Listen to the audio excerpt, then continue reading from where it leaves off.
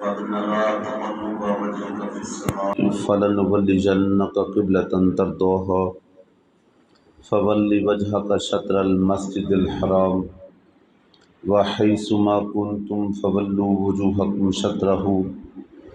وإن الذين أوتوا الكتاب ليعلمون أنه الحق من ربهم وما الله بغافل عما يعملون آمنت بالله صدق الله العظيم علیہ الصلاۃ والسلام علیک یا سیدی یا رسول اللہ وعلی آلک واصحابک یا حبیب اللہ الصلاۃ والسلام علیک یا سید المرسلین وعلی آلک واصحابک یا رحمۃ للعالمین صلی اللہ علیہ وسلم۔ سورۃ البقرہ شریف اور اس کی آیت نمبر 144 144، پارہ نمبر 2 اور اس کا رکوع نمبر 1۔ اس سے گزشتہ آیات بینات میں آیت نمبر 142 کے اندر بھی یہ تبدیلی قبلہ کا ذکر ہے، اور جو بات غیروں نے بعد میں کرنی تھی اللہ رب العزت نے وہ محبوب پاک کو پہلے ہی بتا دی۔ اس آیت پاک میں خاص طور پہ تبدیلی قبلہ کا ذکر ہے، اور کمال محبت یہ ہے کہ جس انداز میں محبوب اپنی اداؤں کو اپنا رہے تھے، اللہ رب العزت کو وہ محبوب کی ادا بھی اتنی پسند تھی کہ اس کا پورا نقشہ اس آیت کے اندر کھینچ کے رکھ دیا ہے۔ وہ ادا کا بھی ذکر فرمایا۔ جب اہل یہود یہ طعنہ دیا کرتے کہ اپنا رسول، اپنی نبوت، اپنی شریعت، اپنی کتاب، لیکن کعبہ وہی، اور یہ بات چلتی چلتی محبوب پاک صلی اللہ علیہ وسلم تک جب پہنچی تو آپ کے دل کے اندر یہ خواہش آئی، یہ تمنا آئی کہ جو یہود ہیں وہ ہمیں طعنہ دے رہے ہیں، کیا ہی اچھا ہوتا کہ اگر ہمارا قبلہ بھی تبدیل ہوتا۔ اور چونکہ حضور علیہ الصلوۃ والتسلیم ملت ابراہیم میں ہیں، اور کعبہ شریف کی تعمیر اللہ کے نبی حضرت ابراہیم علیہ السلام نے بھی فرمائی ہے، تو چونکہ حضور علیہ الصلوۃ والتسلیم فرمایا کرتے تھے کہ میں اپنے دادا ابراہیم کی دعا کا نتیجہ ہوں، تو آپ کی خود طلب تھی کہ میں چونکہ ملت ابراہیم ہوں، اس لیے کعبہ بھی ہمارا وہ ہونا چاہیے کہ جو میرے دادا ابراہیم علیہ السلام نے تعمیر کیا تھا۔ یہ آپ کے دل میں تمنا تھی۔ ایک دن آپ نماز پڑھا رہے ہیں، اور کمال یہ ہے کہ ابھی بھی آپ دیکھیں نا، مدینہ شریف کے اندر ایک مسجد ہے جس کا نام ہے مسجد قبلتین، وہاں پہ ابھی بھی 2 محراب کا پورا وہ نقشہ موجود ہے۔ کیوں جی؟ وہ نقشہ موجود ہے۔ حضور علیہ الصلوۃ والتسلیم وہاں نماز پڑھا رہے ہیں، اصحاب آپ کے پیچھے، عین نماز کی حالت میں جب 2 رکعتیں ہو گئی ہیں، 2 باقی ہیں، حضور علیہ الصلوۃ والتسلیم کے دل میں یہ خیال عین نماز کی حالت میں آیا، اور نماز کی حالت میں آپ نے اپنے چہرہ انور کو اٹھایا اور آسمان کی طرف کیا، اور یہ من میں خواہش تھی کہ کاش یہ قبلہ بھی تبدیل ہو جائے، اور جس کعبہ کو میں پسند کرتا ہوں کہ میرے وہ دادا ابراہیم کی تعمیر ہے، اس کی طرف قبلے کا حکم آ جائے۔ بس آپ نے یہ خواہش، یہ طلب ذہن میں رکھ کے اپنی نگاہ کو آسمان کی طرف اٹھایا، اللہ رب العزت کی طرف سے جواباً فوراً جبرائیل کو یہ حکم دے کے یہ آیت دے کر بھیجا کہ محبوب جو آپ کا نگاہ اٹھانا اس طرح ہے نا، ہم تو یہ ادا بھی دیکھ رہے ہیں، اپنے چہرے کو اس طرف پھیر لے جدھر تو راضی ہے، قبلہ ادھر ہی ہو جائے گا۔ نماز مکمل کرنے کی بھی بات نہیں آئی، این نماز کی حالت میں ابھی 2 رکعتیں باقی ہیں، 2 ہو چکی ہیں، اللہ نے فرمایا محبوب جدھر تیری مرضی ہے نا، جدھر تیری تمنا ہے، جس کعبہ پر تو راضی ہے، جس قبلہ پر تو راضی ہے، ادھر اپنے رخ کو پھیر لے، کعبہ کا حکم ادھر ہی ہو جائے گا۔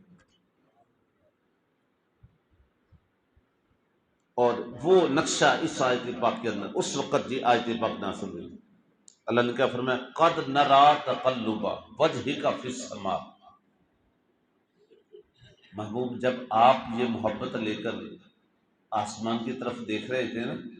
تو اللہ فرماتا ہے قد نرا، یہ کمال کی یقیناً بات ہے، اللہ نے فرمایا قد نرا، محبوب جب آپ نے نگاہ اٹھائی تو ہم بھی تو آپ کو ہی دیکھ رہے تھے، قد نرا،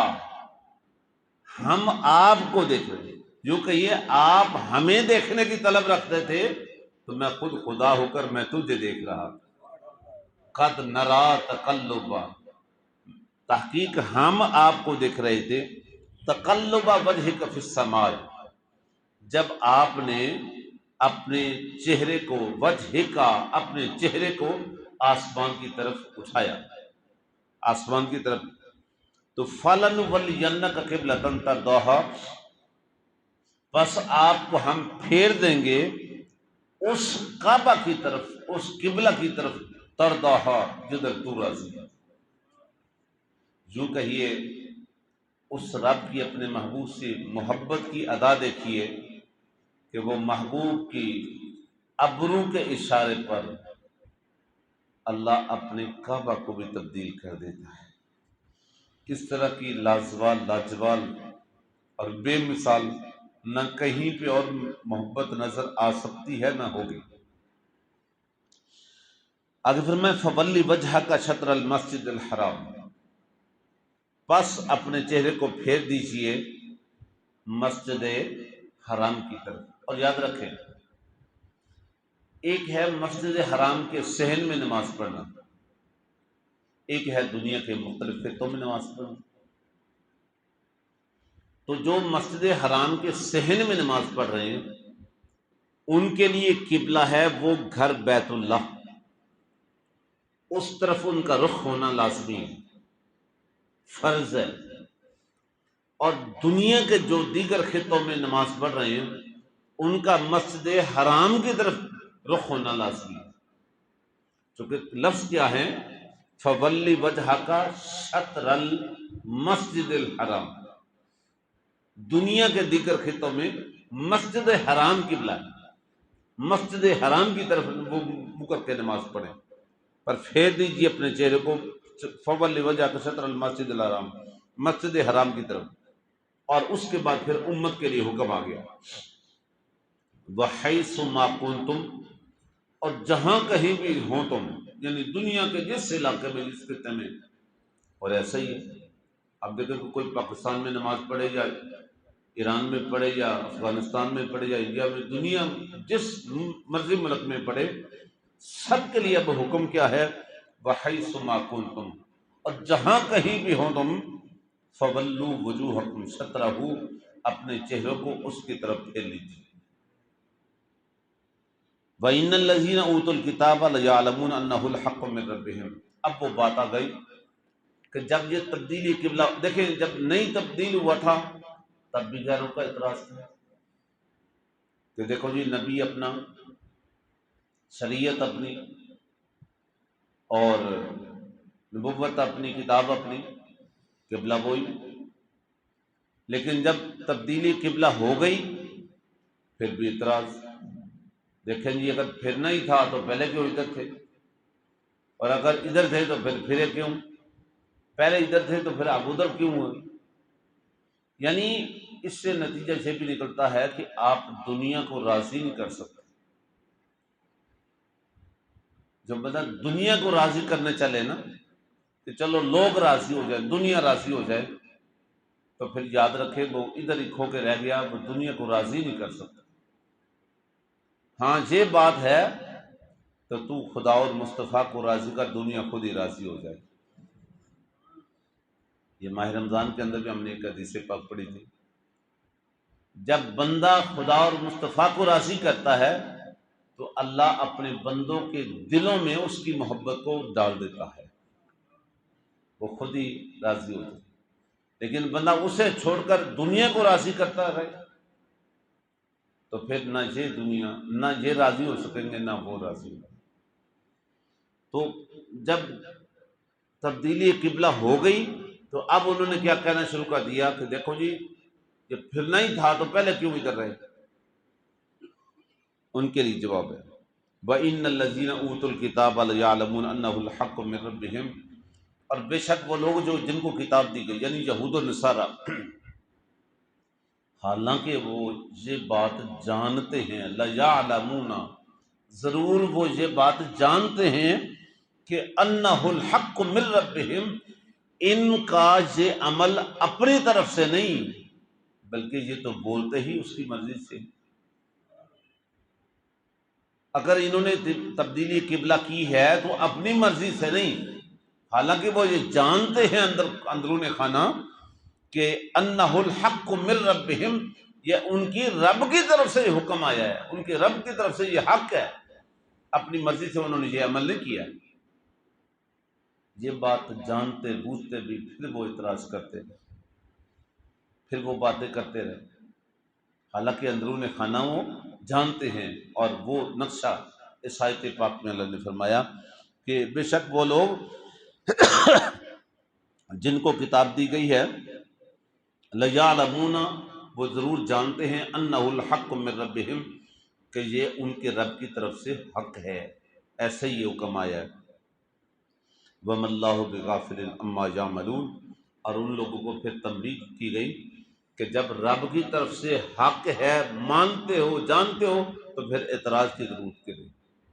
پھر اعتراض کس بات کا؟ اور تمہارا یہ عمل کرنا، اعتراض کرنا، ناجائز باتیں کرنا، یاد رکھو اس سے رب غافل نہیں ہے۔ وَمَا اللَّهُ بِغَافِلٍ عَمَّا يَعْمَلُونَ، اور نہیں ہے اللہ غافل ان باتوں سے، ان تمہارے اعمال سے، اما یعملون، جو تم عمل کرتے ہو، یعنی تمہارا یہ سارا کرتوت بھی رب جانتا ہے کہ تم سب کچھ جانتے بوجھتے بھی پھر اعتراض کر رہے ہو، اللہ اس کو بھی جانتا ہے، تو خوف خدا کرو۔ تو اس آیت پاک میں خاص طور پہ تبدیلی قبلہ کا ذکر ہے، اور پھر ہمیں حکم جو ہے، امت کو حکم جو ہے کہ فَوَلِّ وَجْهَكَ شَطْرَ الْمَسْجِدِ الْحَرَامِ، تم جہاں کہیں بھی ہوں تمہارا رخ کدھر ہونا چاہیے؟ مسجد حرام کی طرف ہونا چاہیے۔ اور کفار کا یہ اعتراض کرنا، حالانکہ وہ جانتے ہیں کہ یہ اہل اسلام جو ہیں اور ان کے نبی، وہ تو اپنی مرضی سے کوئی کام کرتے ہی نہیں، جو رب کا حکم ہوتا ہے وہی کرتے ہیں، تو پھر اعتراض بنتا نہیں۔ اور پھر بھی جو اعتراض کر رہے ہیں، اللہ نے فرمایا تمہارے عمل سے میں واقف ہوں اور جانتا ہوں، میں غافل نہیں ہوں۔ آج تمہارے پاس مہلت ہے، کل کو یہ مہلت نہیں ہوگی، پھر پکڑی پکڑ ہے۔ اللہ تعالیٰ آج کی میری اور آپ کی حاضری قبول فرمائے، آمین۔ صلی اللہ علیہ وسلم۔